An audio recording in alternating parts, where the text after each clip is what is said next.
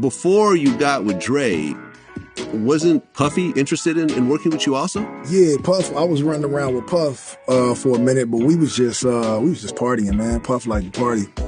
So that's basically all we did. I think the few times I was running around with D-Mac and Puff, we just did a bunch of partying. We might have went to the studio once or twice, but I didn't get to record nothing. I was just, Looks like Diddy's caught up in some more heat over those trafficking accusations. And this time, it's because Game dropped a hint about Diddy trying to take him shopping, if you catch my drift. Scratch that, Diddy actually did take Game shopping multiple times, and it went on for a good 2 years. Now, Game's saying he only stuck around hoping Diddy would sign him to Bad Boy. But now folks are speculating if Diddy had other plans, turning him into one of his freak-off buddies. So, what really went down between Game and Diddy, and how close did Game come to being part of Diddy's freaky circle? Let's dive into the nitty-gritty. Game's been dropping hints in interviews for a while now, suggesting that the hip-hop scene's filled with dudes hiding behind a player facade, but he never named names until now. Now, he's spilling the tea about Diddy showering him with gifts for a solid 2 years, and that's got fans thinking those unsettling allegations about Diddy might have some truth to them. Rumors about Diddy being on the down low aren't exactly new. Folks like Wendy Williams and 50 Cent have been dropping hints for ages. Wendy even suggested way back in '98 that Diddy might swing both ways. Later, it came out that Diddy might have had a hand in Wendy getting kicked off a New York radio station. But here's the kicker. It's not just 50 Cent who Diddy allegedly tried to cozy up with. Word on the street is he might have tried pulling the same move on none other than Game. And Game's been onto this game for a minute. Back in 2011, he straight up talked about how the industry's full of guys hiding their true selves while keeping up a player image in public. So, seems like Game might have seen through Diddy's moves from the get-go. I think that there are several rappers that are in the closet and gay.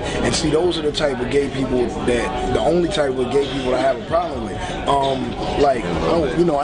don't have a problem with gay people. Gay people are, Beyonce should have said, who run the world? Gays.